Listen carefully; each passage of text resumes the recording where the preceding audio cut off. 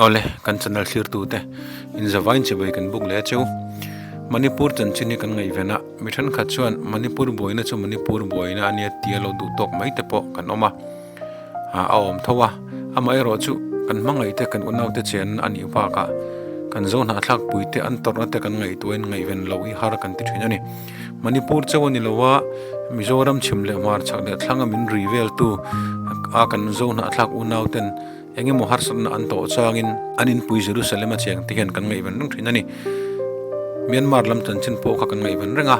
ahun laya democracy rilote anon ni nuwa kumsang ni somni pakhat February thla sipai sarkarin rorer na anchel thut po khan kan zona thlak unaw ten ando dalan nasa takin kholaya sarkar sipai sarkar ando dalani kha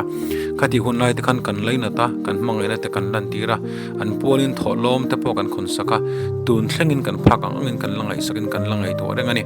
kan chi puite an ni sia kan zona thlak puite an ni miau boxia soithiam silo thinlung lama min sui khom tu hi om thlatani an chen na mun le an khosak na mun te chu station le ram shan ni ma sela ram in ri anaya namero chuan ri anei miau heklo lom le Manipur lam Chanchin ni lo thlele lok teang pasal thate ruangin churachan pura thlen nuwa infal lam aboi zual zela kholaya mitam takan pungkhoma an MLA in te po kha anti chi ani kha MLA atanga ban tum te po khan oma an bang tange bang talo ero chu kan tha thei talo chuti line Meghalaya CM Konrat ke Sangma Party National People Party te chuan birina sarkar an thlop na chu an nuk doka thudon nei na soidan chuan Manipur CM Biren Singh kai roi sarkar chuan remna le muan na CM thailowa boin apun lun zela wangin thokho thei to lo ni in anin soi ani Manipura hian NPP hian MLA pasari an neya BJP hian seat samruk omna Manipur Assembly hian seat samthum pani anein party malin majority anlani phathau ani heba ka hian MLA panga nei Naga People Front le MLA paruk nei Janata Dal United in an thlop boka tin independent MLA pathum min an thlop bokani tual chung boina chu anu nikom August thla khan Kuki People's Alliance KPA MLA pani chuan Biren Singh sarkar an thlop na an lo nuk dok to bok heti chung hian sarkar din mun ero alanging phalo ani tin Manipur boina hian NIA in case pathum an la a National Investigation Agency NIA chuan Manipur tual chung boina thleng kai noya case pathum chu an mani chhoijui turin an la ani Ministry of Home Affairs thupe kangin heng case te hi Manipur Police te kutatangin Central Investigative Agency kuta hian hlan chhon ania Union Home Minister Amit Shah chuan Manipur venhemna kalpuidan ennon nei turin November ni som paret khan Delhi a senior official meeting ani puya he hun na hian tun naya Manipur state chunga boina thling tun changan soi hawa sarkar mi poi mo tenen chip chil zoka soi hona chu voin chundar som pani hian neile ani bok ani security review an nei mek na hian Imphal West le East a curfew pon nin district pasaria internet service di top chunzamania ziribama chinshet lawa bo mi porguruang mu ani nuwa mi puithin rimdan lung oilo na anlan tira wangin boina na satak achuak boka chung boina khokhirna tan chuan internet te hi off nin an soi ani ti chuan ziribam lama hian meitei in ti boina mi pani in liam an tuara pakhat pheichu kan thudun nin taran dan pheichuan boral thi angin an sei boka heta silaya kap tu senior SP pakhat hi ana atanga choltir ni in chuizui ani turthu sarkar official chuan atar lang bokani heti lai hian churachan pura chuan Coffin Rally nei niin mi sang engmo zatin kong anzoa November ni som pakhata CRPF ten village volunteer mi som lai mai nun rong taka ansoi saklumba ka ziribam zairon khuwa nu pakhat meitei hovin ansoi saka ataksa an chandara ba ka anung chunga an ha hlumle anuwa kuki pakhat an tha takte du lo ziale an tor jelan tirna tan he Coffin Rally kong zoi hoi hot niin alang ani Mizoram ko ran hroi tu ten central sarkar inrol thoi turin an ngena MKHC Mizoram ko ran hroi tu te committee tinania Manipur boina kalzela tun hnaya ziribam district a boina chhuak thar lea mitam takin nunna an chan ba ka in le lo biakin thlenga hal ani chungchanga Mizoram ko ran hroi tu committee te chuan thu chu asiamen boina are theina turin thu nei tu te abik takin central sarkar enroll thuaya ma lava turin an nge nani Mizoram mipuile korante pathian nena tongtaina hlan thau turin an ngen bokani MKAC chuan chi le chi inkara boina le Christian te thurbik nia lang chuak thar le thin chu MKAC emergency meeting November ni som pariat kumsang ni somni palia thukhom chuan poyeti leya poisoi lo te nun an lak sakte in le lo in ha sakte le in rig rap na thleng te hi MKHC chuan adem ani he boina hi are theina turin thunei tu te abik takin central sarkar enroll thuaya ma lava turin an nge nani koran hroi tu te chuan Mizoram a ngei po nam hrang hrang te kan oma lungrual tlak le thlamwa taka kan om ho zel hi MKAC chuan tha atia chibing le nambing zonga invauna le indik ramna te thleng lo turin mi puite ifim khur thewangu tin Mizoram mi puite angen ani Manipur Imphal le ache vela Mizo omte po thlamwang taka nam zel theina turin thunei tu ten hmalangai se tin kan ngen bok ani anti boina hi alo re thoi theina turin Mizoram mi pui zong zong te le koran zong zong te pathian hena tongtaina hlan thau turin an ngen bok ani hei hi MKHC emergency meeting November ni som pariat kumsang ni somni palia an thukhom chuan an ro rel ania anon so yang hianin kan unnau te torna hi MKHC pon ain liam lawa biakin an halte in le lo engemaw zat an halte na ati khop maya tin Christian te thurbing na ni om farana biakin an halta fo hi tha anti lo thu te hela eta pon aron tar lang bokani MKHC na min ngen ang hianin ton kan tong China te Manipur boina alo re theina turin pathian hena tong China hlan thau turin min ngen bokani ti kha thlir tumi puiten hreta bok ila a tha ome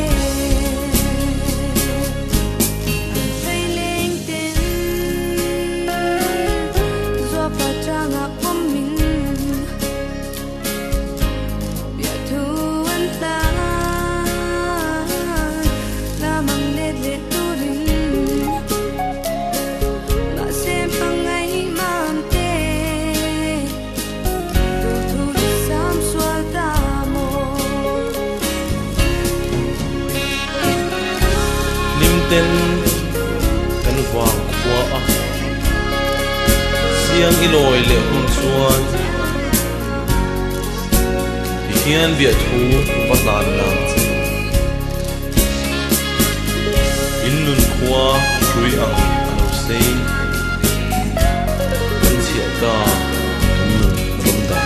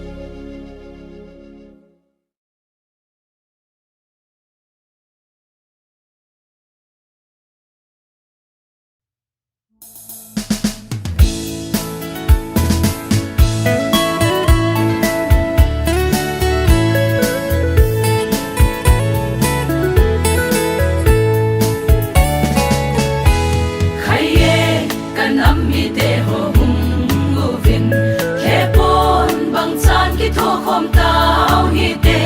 palbang in nang khom tao hi te hi mel ma sut lai khom bang do khom tai te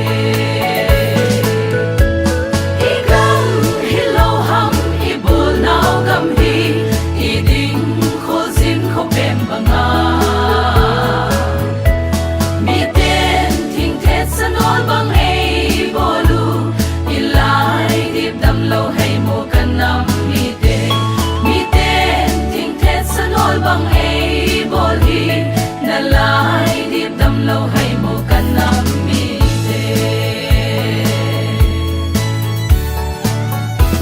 solam lum lam ma kanam mi te koi ma ki khen thei ding i bo ve si tui bang chan ki gom tao te tu ni hin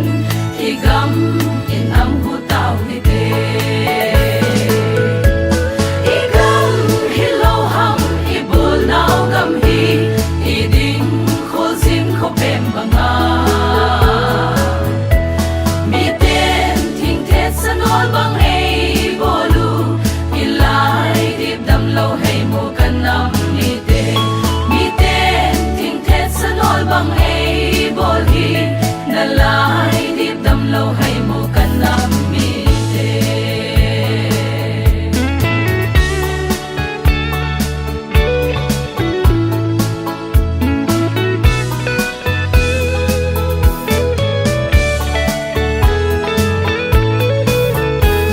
lungel khat ban tha khat pei bung khatin sonin mano te i gam le nam di khat le khat ki bo sang na tu dau hi te koi ma ki khen te i hi po i gam hi lo ham i bol nau gam hi i ding kho zin kho pem banga mi ten thing thet sanol bang ei bolu i lai dip dam lo hay mo kanam mi ten thing thet sanol bang ei bol hi na lai dip dam lo hay mo kanam mi